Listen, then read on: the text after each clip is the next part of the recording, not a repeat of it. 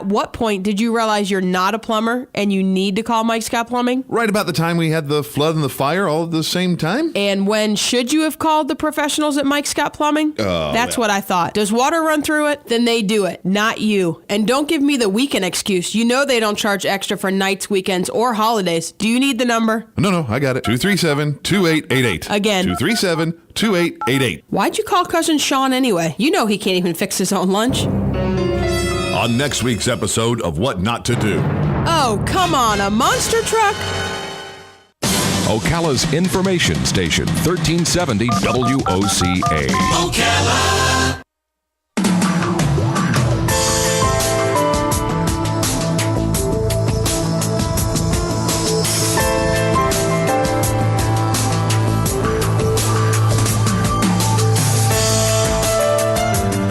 All right, 5 minutes after 10 o'clock. Thank you for tuning in.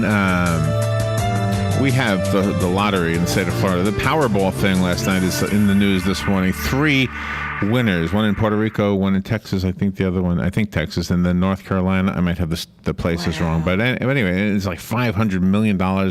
When you read stories like that, you say, you know what, I should have played, or I'm going to play next time, or maybe you did play, but you're not one of those 3 lucky people. Well, most of the time, most people are not the winners. That's why the prizes are so big.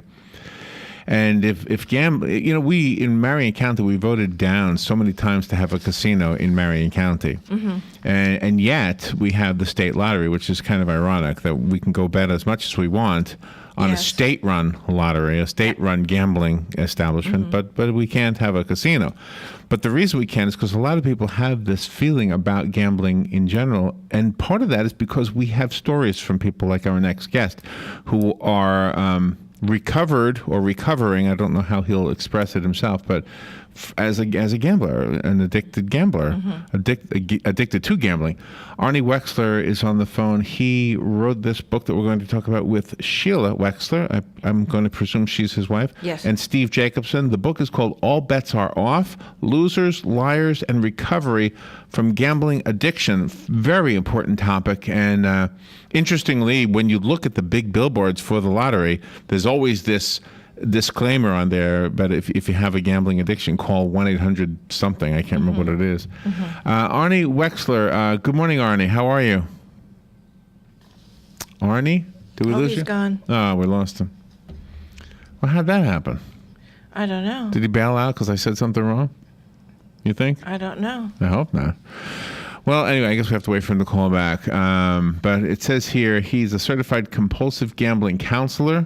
He runs the confidential national helpline, which, here's the phone number, 1-888 last bet, LASTBET. He's a former compulsive gambler himself. He's a contributor to the Today Show, the Nightline Show, Good Morning America, Inside Edition, 48 Hours, 60 Minutes. He works with addicted athletes and the sanctioning bodies that regulate athletes like the NBA, the NFL, etc. He's a lecturer, and this is his passion. This is his mission. And let me try to get it back. Robin, you'll try and get it back. Or you know what I'll do in the meantime? I have something I can do if you want to win. Now, you don't have to bet on these. You just have to answer a question.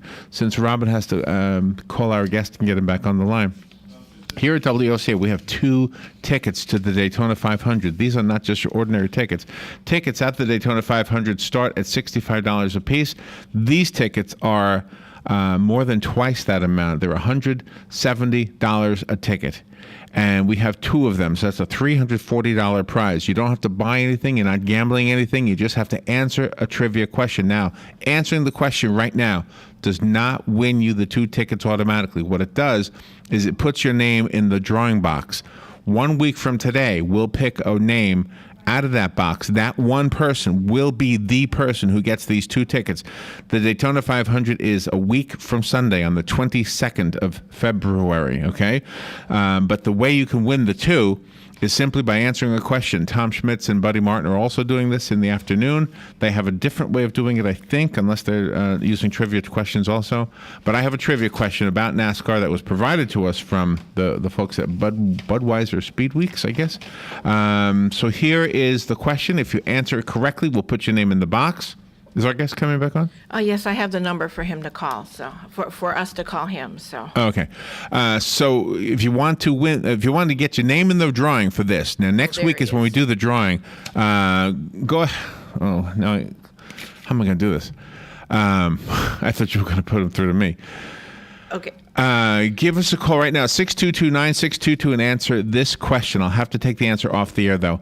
How many laps around the track will it take for the drivers to complete the Daytona 500? That's the question. How many laps around the track to complete the Daytona 500? We'll take your call right now, 622-9622. The first person who gets it right gets his or her name in the drawing box for next week. That one person could be the winner next week of the 2 tickets that are worth $340 total. We'll take that break, take your calls during the break, and we'll be right back. The weather is brought to you by myfwc.com. Safe boating is no accident. Plenty of sunshine and pleasant today, high 69 to 73.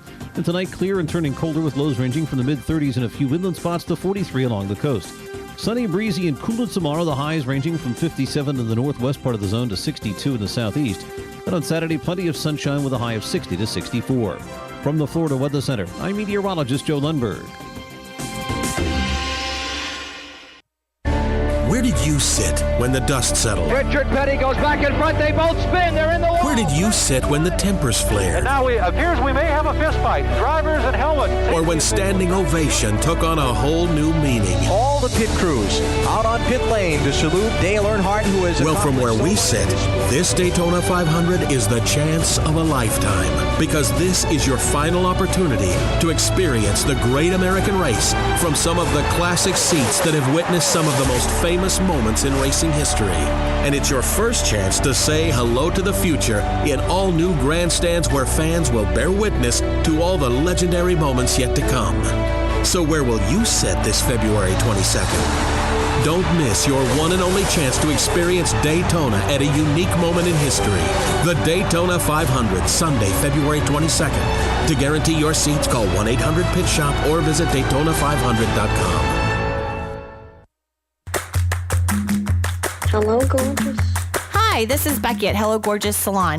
We are located in the heart of downtown Ocala, right next to the historic Marion Theater. I'd like to invite you to stop by and see our new boutique area and meet our staff of professional stylists. Here at Hello Gorgeous, we are ready to update your look with the latest trends. It's the perfect time to brighten up your look. So make your appointment now for those highlights and Brazilian blowout. But don't stop there. We are a full-service salon offering manicures, pedicures, and facials also. So if you've been searching for a salon to call your own, come and see us at Hello Gorgeous Salon. We are located at 48 South Magnolia Avenue in downtown Ocala, right next to the Marion Theater. So call today and set up your appointment at Hello Gorgeous Salon at 351-5358. That's 351-5358. And don't forget, we also do men and children's cuts too. 351-5358. Hello, gorgeous.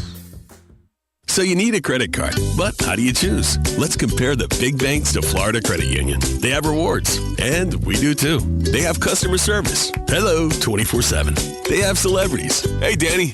But with Florida Credit Union, there's no annual fee, no liability for fraudulent charges, and no 22% interest rates. Choose Florida Credit Union, and you'll not only have a great credit card, but you'll have the support and personal touch that the big banks, well, can't touch. Florida Credit Union, connecting your money to your life.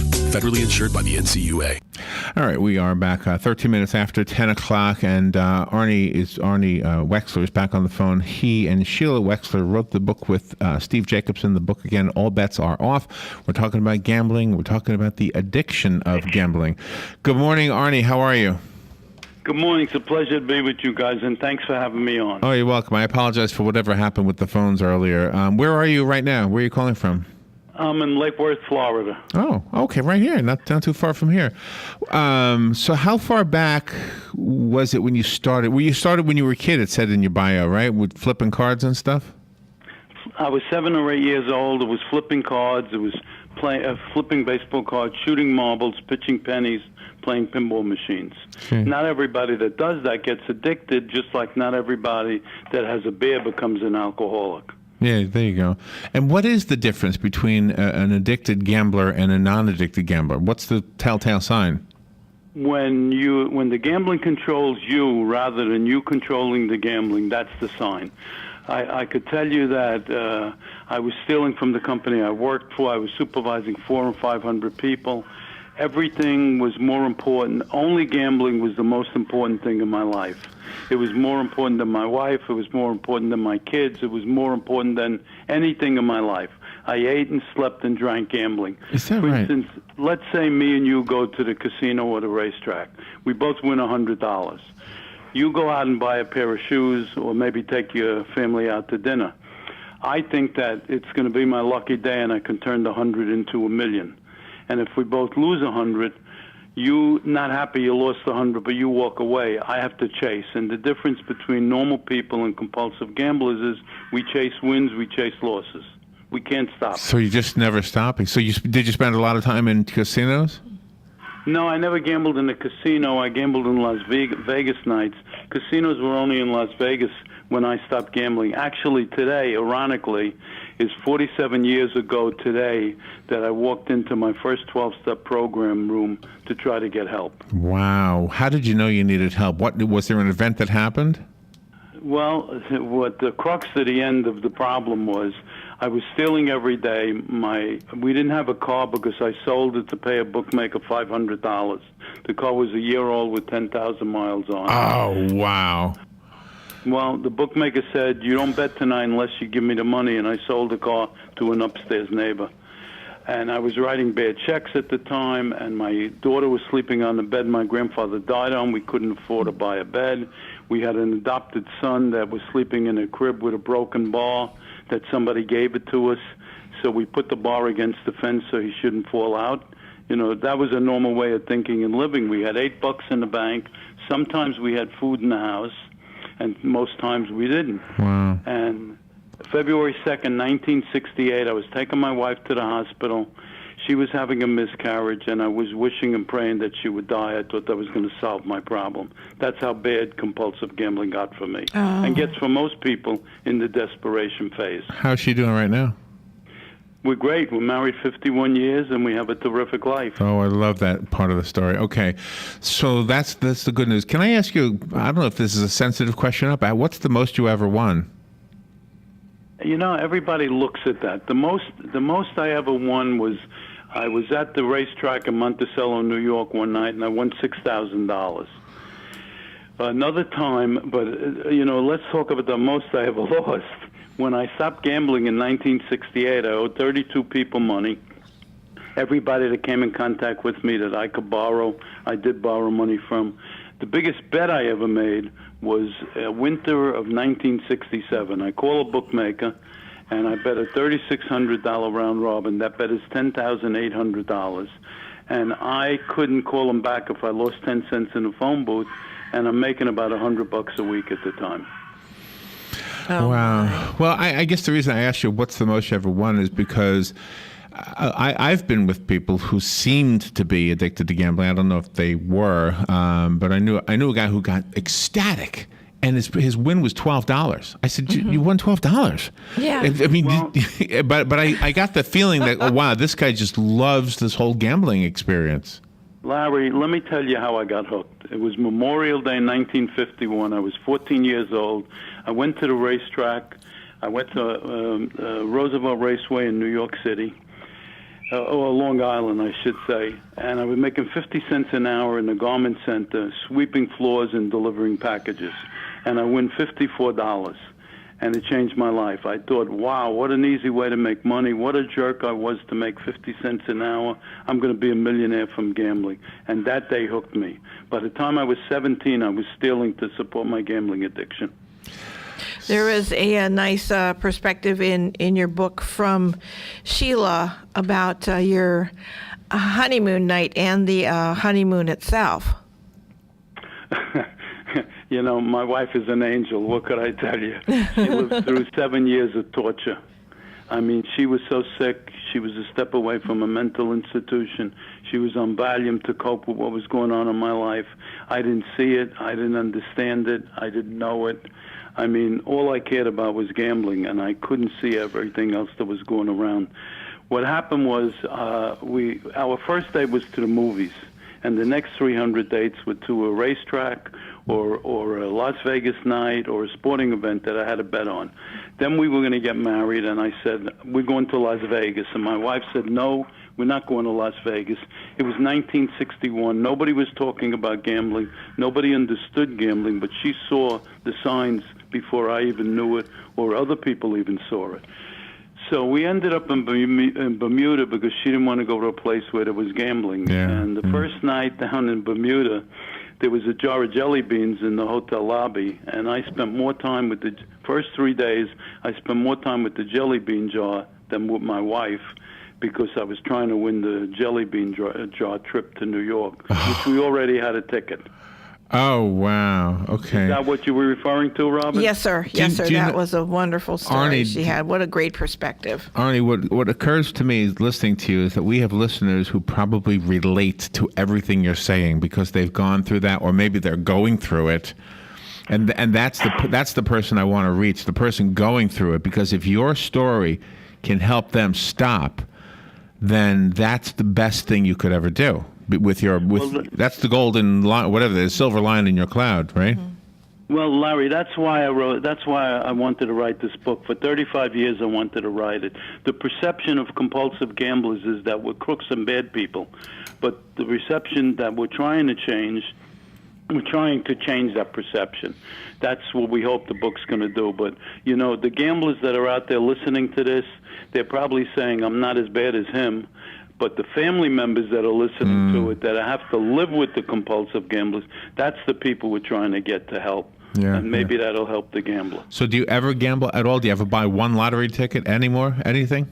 If I bought one lottery ticket or bought one raffle ticket and I won $1, it would say in my sick mind again, it's my lucky day and I'd be in a casino or a racetrack in the next hour. So you don't do it at all. So do you consider yourself recovering, like an alcoholic never says he's cured, he's always recovering? I am a recovering gambler, and I'll tell you why I say that. I have a friend of mine that was 38 years clean for gambling. He bet one game on the Final Four, and he's been out there now for the last 3.5 years. And the last email I got from him, I lost my 3 houses, my 2 Cadillacs. I'm living in a rental apartment. Oh, yeah. Do you have a parrot? What's in the background there? I have a dog, and I put him 2 rooms away. Oh, he's so cute. In the room where he is now. And he must be pissed off that he can't get in near me. How do you... I keep him away from making too much noise, because the last interview I did, he was in the room and he didn't stop barking. Too funny. Too funny. Do you recognize this in children when you see them with their parents, like at a party or something like that? How do you help the children from getting into a full-blown gambling addiction?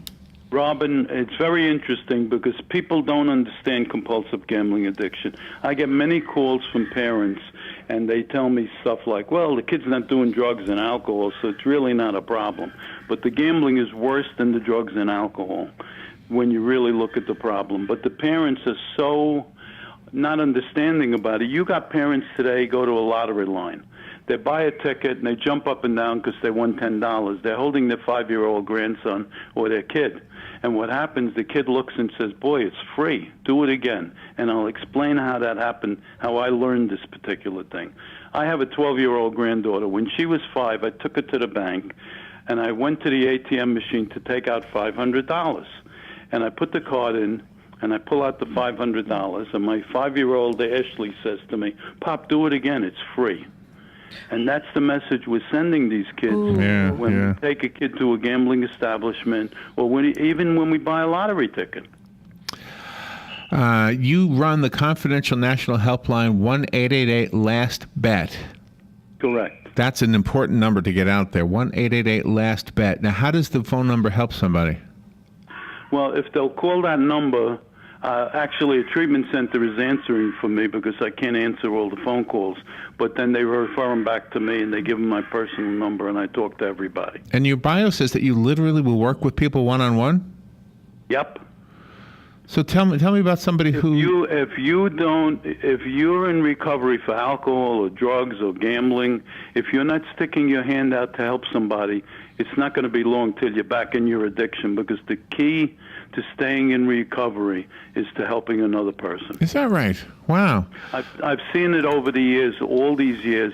I mean, I found the phone list from 1970. There were 12 people in New York area that were answering the hotline for the 12-step program at that time. 2 of them I know died.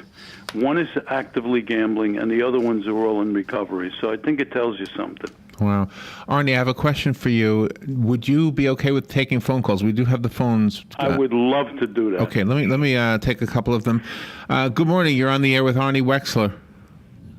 Yeah, good morning, sir. Good morning. Yes, I went to an engineering school, and I had 4 semesters of calculus and 2 semesters of statistics. And we sort of had a little joke that we told in class. Gambling is a tax on people who are bad at math. Yeah. Well, the odds are always with the house. Yeah. There is no such thing as a free lunch. If you gave a compulsive gambler all the statistics and all the information and everything else, it wouldn't matter. They still think they're going to beat the game. I was working for a bookmaker in the throes of my gambling. I had 40 and 50 customers going to the bookmaker, and every Monday, 40 out of 45 of them would lose, 48 out of 50 would lose, and I still thought I was smart enough and able to beat the bookmaker. It didn't matter. Yeah, and I guess the point that came to mind as I was listening to the caller was that you're smart enough to know exactly what he's saying, but smart isn't always what... I mean, I smoked cigars for a while. I guess you could say I was addicted. I don't know. But I was smart enough to know that it was bad for me, but I wasn't stopping until one day I just decided I had to. Mm-hmm. And that's got to be similar, right? Yeah, you know that you're losing. I walked into my first 12-step program, like I said, 47 years ago. And why I went there was because somebody told me they straighten out money problems. So I thought in my sick mind they were going to pay off my gambling debts. And that's the only reason why I went. Wow. On March 4th, 1968, they gave me what they call a pressure relief meeting or budget form. And I thought they were going to give me the money. Instead, they told me I needed to have 2 more jobs, and I wasn't a happy camper. On April 10th, 1968, I placed my last bet. It was opening day of the baseball season. And I bet Bob Gibson with the Cardinals to win, and the second game was Tom Seaver against the San Francisco Giants at that time. And it was Juan Marichal. In the bottom of the 9th inning, the Giants came up with 4 runs and beat me, and that was the last bet I ever made. Wow. Again, it's an important message. You've been on some of the big shows, too. 60 Minutes, The Today Show, Nightline, all of them. So thank you for you spending some time with us on our little show. But the important message, if you reach one person through any of these shows, it's amazing. Can you tell us the story of somebody you've helped? A lot of people I've helped over the years, and some of them you're not able to help. I remember when Chet Forte came to me. He was the producer-director. He was the director of Monday Night Football. Chet came to me, and he was clean for 5 years. He lived in my house for a week with me. And then I had the other end of the stick was Art Schliester, who was an NFL ball player. And, both these stories are public, so I can talk about it. Art Schliester is today in jail for the 5th time, and I testified to him in 1994 in Las Vegas trying to help him. Oh, my gosh. And he just refused to be helped then? Well, some people never are able to really recover with this addiction, unfortunately.